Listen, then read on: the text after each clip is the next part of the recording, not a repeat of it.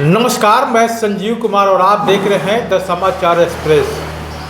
बिहार विधानसभा चुनाव के बाद पंचायत चुनाव की सरगर्मी अब धीरे धीरे तेज होता हुआ दिख रहा है। परिसीमन को लेकर के भी काम चल रहे हैं। 27 तारीख को परिसीमन प्रकाशित होने वाला था, लेकिन मामला कोर्ट में होने की वजह से, चूँकि परिसीमन प्रकाशित करने से पहले जातिगत या जनगणना होना बहुत ज़रूरी है, मामला कोर्ट में है।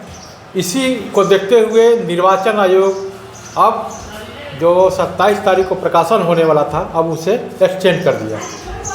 तो इसी कड़ी में हम लोग आ गए हैं बांका जिला, और बांका जिला में चांदन प्रखंड पड़ता है और पंचायत का नाम है दक्षिणी वारनेट। और हमारे साथ जुड़ रहे हैं यहाँ के पूर्व मुखिया जो लगातार 20 वर्षों से रहे।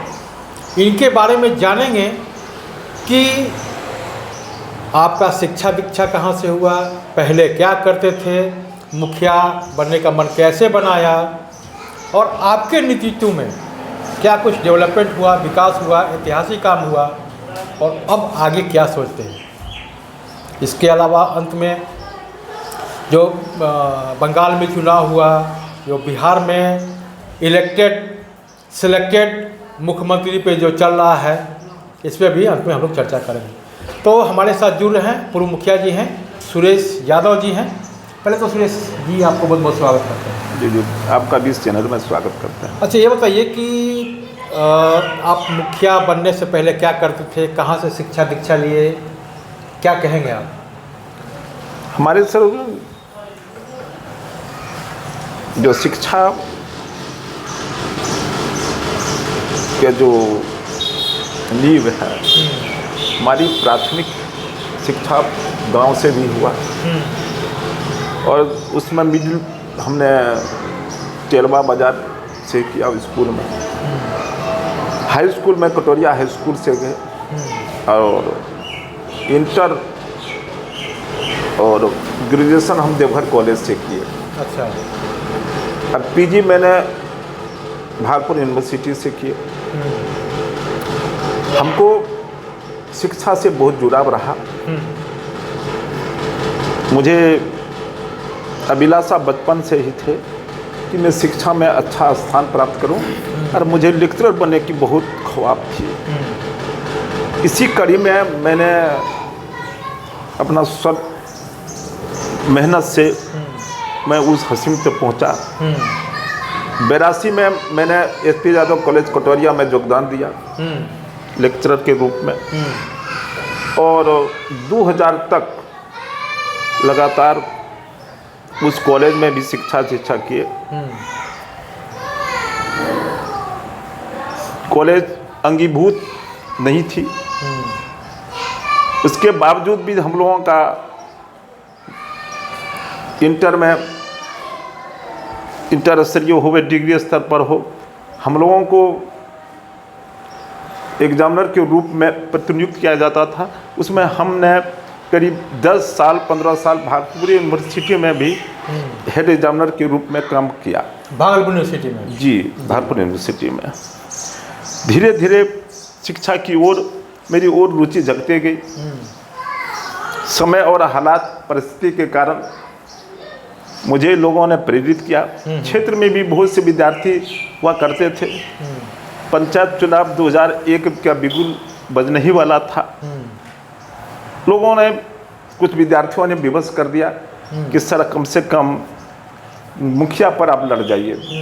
हमने नकार भी दिया कि नहीं, हमको उसमें राजनीति में नहीं जाना। मुझे शिक्षा से, चूँकि जो समस्या है यहाँ की, जो शिक्षा, चूँकि यहाँ के लोग गरीब गुरबे हैं, यदि उसकी शिक्षा यहाँ ले लेते हैं, हमारे स्तर से यदि का हो जाता है, तो ये कम से कम एक गांव, जो समाज के कस्बे लोग हैं, शिक्षित हो जाएंगे, विकास अपने आप हो जाएंगे।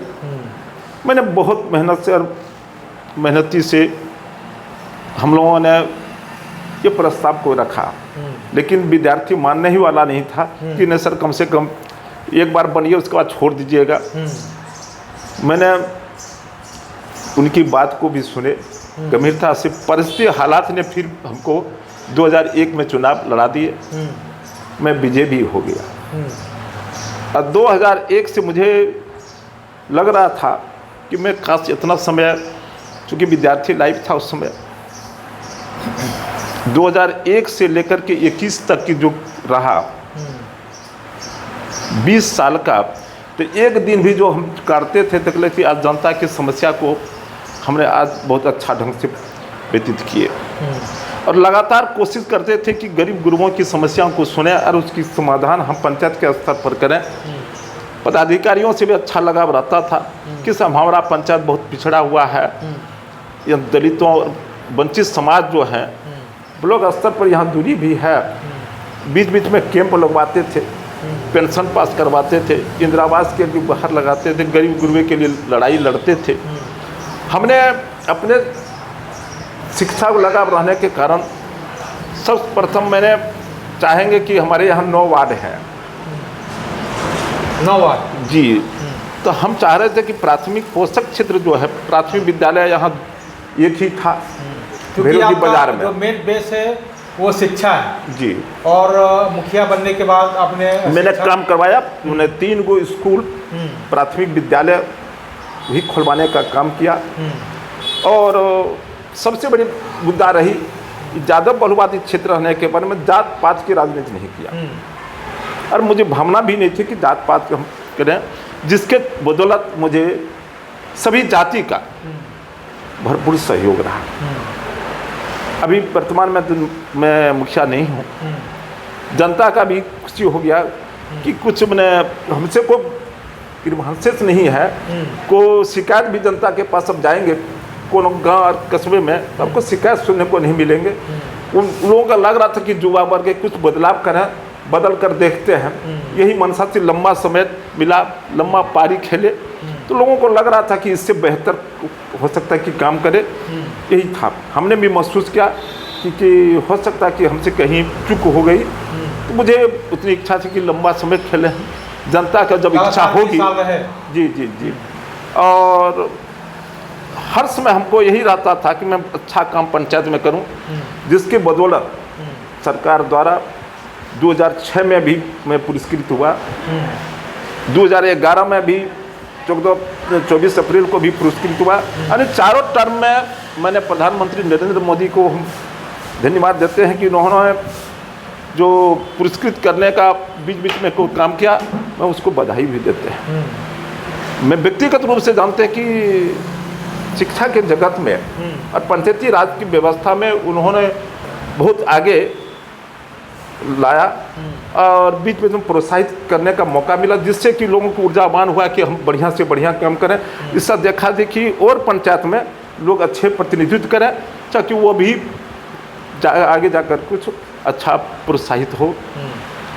अच्छा, आप जब राज्य सरकार के द्वारा जी दिल्ली गए, कई जगह आपने जी दौरा किया, परिभ्रमण किया, निरीक्षण भी किया, देखा, तो बिहार के मुखिया का क्या जो है, जो बाहरी लोग हैं उनका कॉन्सेप्ट क्या, मतलब क्या सोचते हैं बिहार के मुखिया लोग कि पढ़े लिखे नहीं हैं, अनपढ़ हैं, बिहार से मुखिया हैं तो क्या है, इस तरह का कुछ देखने के लिए मिला क्या आपको? 95 के बाद सर बिहार के जो मुखिया नीतीश कुमार हुआ करते थे, उन्होंने पार्टी से ऊपर उठ कर रहे नहीं, मेरा कहने का मतलब ये है कि जब आप मुखिया हैं जी, और मुखिया के बाद जब राज्य से दूसरे राज्य में गए जी, प्रधानमंत्री के द्वारा भी जो है सम्मानित किए गए, कई ऐसे काम हुए, तो वहाँ पे लेक्चर भी दिया जाता है। तो बिहार के जो मुखिया हैं, जैसे आप मुखिया हैं, उन लोगों के बारे में सोच कैसी थी? जैसे वो वहाँ हम लोग को जो भेजा जाता था सर, पटना में आकर पे हम लोग का 1 दिवसीय क्लास होती थी, लिखा जाता कि आपने क्या अचीव किया।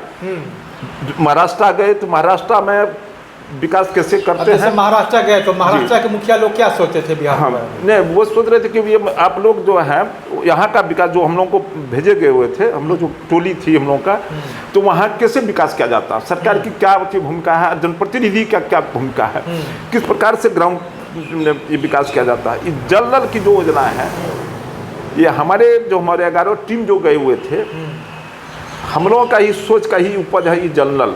अच्छा, घर घर जल नल जो व्यवस्था था, हम लोगों ने जो अचीव किया महाराष्ट्र में, अंत में पुणे में जो गए हुए थे, तो वहाँ जल नल के देख करके सरकार ये प्रकार काम करती है, ऐसे काम करती है, हमने सरकार को यहाँ अवगत कराए कि वहाँ इस प्रकार का विकास होती है। तो आपने वहाँ देखा कि वहाँ पे इस तरह का डेवलपमेंट विकास, मतलब बिहार के मुखिया के प्रति उन लोगों का सोच पॉजिटिव रहता है। हर समय हम देखिए, हम लोगों का हर समस्या सरकार से भी हम लोग अपेक्षा करते हैं, आने वाला भी जो समय है सरकार को हम लोगों को विनम्रता है कि जनप्रतिनिधि हैं, पंचायत का हो, 83 पंचायती व्यवस्था में सरकार की जितनी क्या कहते हैं, जैसे कि व्यक्तिगत को मुखिया मारे जाते हैं, उसके लिए मुआवजा के रूप में घोषणा करते हैं सरकार, लेकिन कुछ अभी तक मैंने धरातल पर पहुंच नहीं पाता है। बीच में हम लोगों ने सरकार, जब हम थे सत्ता में, हम लोगों ने सरकार के ऊपर कहा, मांग भी रखे कि मुखिया का भी मानदेय सम्मानजनक दिया जाए सर, तब काम करने में और उत्साहित। सरकार का आप विधानसभा के सदस्य को देते हैं, लोकसभा के सदस्य को देते हैं, उसी प्रकार मुखिया को भी सम्मानजनक के रूप में उसे आप प्रोत्साहित करेंगे, ताकि और बेहतर काम होगा, रुचि और ज़्यादा रखेंगे तो कुछ काम कर सकेंगे। तो एमपी एमएलए को अगर वो एक दिन के लिए भी बन जाते हैं जी, तो उनको लाइफ टाइम के लिए पेंशन मिलता है जी। तो आप यूनियन बनाएं, क्या इस मुद्दे को लेकर एक कभी सरकार से डिस्कस नहीं हुआ कि भाई हम लोग का भी बिहार सरकार में होना चाहिए? केस भी किए थे हम लोग, हाई कोर्ट भी किए कि हम लोग के अधिकार का हनन हो रहा है। हमने नीतीश कुमार के माननीय, क्योंकि जनता के द्वारा आप भी चुने हुए हैं, एमपी एमएलए भी चुना हुआ है, उन्होंने बीच में सरकार जो वार्ड को देते हैं, अब पता नहीं इस बीच में वार्ड क्रियान्वयन समिति अच्छी थी, नहीं चल सका, नहीं चला पाए, दूसरी गप है। लेकिन पंचायत का जो फाउंडेशन होता है, जो कि पंचायती राज व्यवस्था में स्वयं होना चाहिए, उसकी अधिकार स्वयं यहाँ का हो, वो किसी द्वारा मुहित नहीं हो। जैसे कि ये आपका चापाकल शुरू में 2001 से लेकर के 6 तक में चापाकल पंचायत के अधीन था।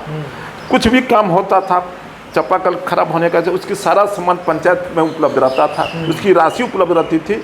तो आज डिमांड जनता का हुआ, उसको तुरंत 24 घंटे के अंदर में उसको मरम्मत कर दिया जाता, उसकी समस्या वहीं हल आ जाता। अब उसको जिला लेवल पर, प्रखंड लेवल पर दौड़ते दौड़ते थक जाता है, कोई सुनने के लिए तैयार नहीं, कोई पदाधिकारी सुनने के लिए तैयार नहीं है। पदाधिकारी एक दूसरे को शिफ्ट करता है कि यहाँ व्यवस्था नहीं है, फंड नहीं है, ये नहीं है, तरह तरह के। लेकिन पहले ये नहीं थी, पहले ये नहीं था जी, नहीं, पहले ये नहीं थी। अब तो हर काम को लेकर के एजेंसी को दे दिया जाता है, बिहार सरकार भवन हो, ना हर घर नल का जल वाला जो है पीएच, पता नहीं सरकार की जो सोच है, जो पंचायत सोलर लाइट है, सोलर लाइट को भी एजेंसी को दे दिया गया है जी। पहले वो पंचायत के अधीन था, पंचायत को स्वयं करने के अपना अधिकार, इधर सरकार कहते कि पंचायत को बहुत ज़्यादा, उसके धीरे धीरे कटौती करते चल गया। इच्छा शक्ति लोगों के जनप्रतिनिधियों का घटता चल गया। लेकिन पहले था कि मुखिया जी हैं, मुखिया जी आ रहे हैं, लेकिन अब मुखिया जी का जो खौफ है वो खत्म हो गया, वो खौफ खत्म हो गया, अधिकार खत्म, खौफ खत्म। जी, अधिकार को छीना गया सरकार के द्वारा। जी। अच्छा, आपके नेतृत्व में जब 20 साल तक रहे तो कितने लोगों को आपने आवास दिलवाया होगा? 20 साल का शासन काल में हम लोगों का जो था सर, हम लोगों का करीब में हम लोगों का उसमें चल रहा था, जैसे पीएचडी को कुछ छीना, और कुछ लोग, कुछ जनप्रतिनिधि भी है जो काम में रुचि नहीं लिए, इंटरेस्ट नहीं किसी कारण से। हो सकता कि आरोप प्रत्यारोप तो होता ही है जनता का, लेकिन इन सारे आरोप प्रत्यारोप के बीच में उसी में सरकार को, हमको जब निर्देश, उसी में सरकार को दिशा निर्देश देना चाहिए कि नहीं माननीय मुखिया जी ये काम कीजिए, इस प्रकार कीजिए, तो ज़्यादा बेहतर रहता। अधिकार से वंचित करने अच्छा जरूर सुझाव दे देते हैं। अच्छा, आगे क्या सोचते हैं, क्योंकि अब 3-4 महीने के बाद फिर पंचायत चुनाव होने वाला है, तो क्या आप फिर से फाइट करेंगे या परिसीमन होने वाला है? परिसीमन सरकार परिसीमन होगी सर। हम लोग सेवा की भावना से लड़ते हैं, जनता की सेवा में, चाहे मुखिया रहे, लेकिन जब की भावना है कि जन सेवा करना तो हम लोग करेंगे ही, उसमें दो मत नहीं है। अब सीट आरक्षण सरकार की प्रावधान है, ये आरक्षण होगा ही, उसे होना भी चाहिए। परिसीमन के होता है 10 साल में, तो पंचायत का विखंडीकरण होगा, कौन वार्ड कहाँ जाएंगे, लग रहा है मेरे सरकार इधर बीच में नहीं करा पाएंगे। यदि करता तो मुझे स्वागत है। तो अगर ये होता है तो फिर आपसे फाइट करने का काम जी करें। जी जी जी। और महिला होगा तो फिर महिला परिवार में किसी को उतारेंगे। अंतिम मेरा सवाल है कि जिस तरह से बंगाल में चुनाव हुआ जी और बम्पर वोटिंग हुआ, आज तक के इतिहास में 92% पोलिंग कहीं नहीं हुआ, क्या लगता है? नहीं, ममता जी जीतेंगे। जो सामाजिक नेता है, समाजवाद, देखिए 2 धाराएं पूरे देश में, 2 धाराएं हैं, एक सामंतीवाद और एक समाजवाद। जो पूंजीवादी हैं, पूंजीपति जो लोग हैं, वो उसके सामंती प्रवृत्ति जो विचारधाराएं हैं उस ओर है। वो चाहेंगे कि हम कब्जा कर लें। बीजेपी लोग चाहते हैं कि हमारी सत्ता हो जाए, हम ढंग से चलाएंगे। लेकिन जो समाजवाद के जो हैं, समाजवाद के जो हैं, समाजवादी जो विचारधाराएं हैं, वो तो चाहेंगे कि हम अपनी ओर करें। लेकिन जनता, हमको लगता है बंगाल में फिर पुनः ममता जी सरकार बनाएंगे, मुझे पूर्ण भरोसा है। मतलब पूर्ण भरोसा है जी। अच्छा, बिहार में नीतीश सरकार को मैंडेट मिला था जी, इलेक्टेड थे जी। अब सिलेक्टेड मुख्यमंत्री हो गए हैं सम्राट चौधरी। अरे इलेक्टेड सिलेक्टेड अब जान ही रहे हैं पत्रकार जी कि ये सरकार ने उसको मैंडेट दिया, बीच रास्ते में इन्होंने फिर जनता को धोखा देने के काम, समय आएगा, समय भी है, अब समय पर जनता ने उसको अब धोखा देगा। अब जनता को धोखा देने का समय भी आ रहा है। अब जब मैंडेट पूरा नहीं कि जनता तो जान रही है सारी बात को। ये तो जीत, लोकतांत्रिक हत्या किया गया है, सारे लोग जान रहे हैं। अभी जो सरकार की जो है 12,000 करोड़ लोन लेना पड़ रहा है सरकार को, ये जो पैसा बिहार सरकार पेंशन देने के लिए पैसा नहीं है। हाँ, कई लोगों का पेंशन नहीं मिल रहा है, नहीं मिल रहा है, तो योजनाएं, सारे योजनाएं ठप है, विकास की सारे योजनाएं सब केवल ठप बिहार है। के जो मुख्यमंत्री हैं केवल मंदिर घूम रहे हैं, पूजा अर्चना करते हुए दिख रहे हैं ज़्यादातर। सरकारी कामों में, कार्यक्रम में कम नज़र आते हैं, एका दुक्का कार्यक्रम में नजर आते हैं, कैबिनेट का बैठक होता है। जब तक मंत्रिमंडल का विस्तार नहीं होता है तब तक मुझे नहीं लगता है कि अब कुछ आगे यही है, सरकार इंडिपेंडेंस उसी में है। अब चाहती है कि जदयू, और बिहार में जदयू और बीजेपी वाले चाहते हैं कि हम सत्ता हमारे कैबिनेट में ज़्यादा मंत्री रहें, हमारे बढ़िया विभाग हमारे अधीन रहे, और जदयू वाला चाहते हैं कि हमारी ये डबल इंजन की सरकार कहलाते हैं। और सारा बिहार में लोग जान रहे हैं कि बढ़ती हुई महंगाई, कमरतोड़ महंगाई लोगों को विवश कर दिया है, और समय का तकाजा है। अब फिर जनता सोच रही है कि क्या करेंगे, लेकिन जनता अपने आप सोच रही है क्या करना है। चलिए, तो आपने सुना कि जिस तरह से पूर्व मुखिया जी हैं, सुरेश यादव जी हैं, इनका क्या कुछ करना है राज्य सरकार को लेकर, बंगाल चुनाव को लेकर, कि जिस तरह से 92% मैंडेट हुआ है वो सरकार के फेवर में है।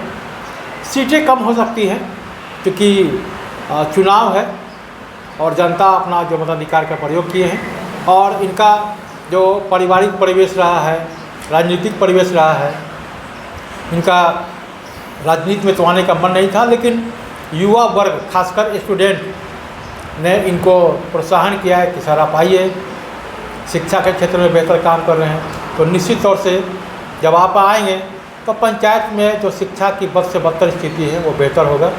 और जैसे ही ये मुखिया बनते हैं, इनके रीजन में कई डेवलपमेंट भी हुआ, शिक्षा के क्षेत्र में हुआ, सामाजिक काम के लिए हुआ, कई ऐसे काम हैं जो इनके द्वारा किया गया। और इनके ये जो मुखिया हैं ये दूसरे राज्यों में भी गए, प्रधानमंत्री से भी मिले, अपनी योजनाओं को सीखने का भी काम किया, प्रस्ताव देने का भी काम किया। तो कहीं न कहीं जनता को डेवलपमेंट चाहिए, विकास चाहिए, धोखा नहीं चाहिए। तो चलते हैं दूसरे प्रखंड में, दूसरे पंचायत में, वहाँ के जो जनप्रतिनिधि हैं उनसे जानते हैं कि उनके द्वारा क्या क्या डेवलपमेंट किया गया, आगे क्या सोचते हैं। तो हम मुद्दों पर उनसे भी चर्चा होगी। आपने हमें समय दिया, इसके लिए बहुत बहुत धन्यवाद। बहुत बहुत धन्यवाद।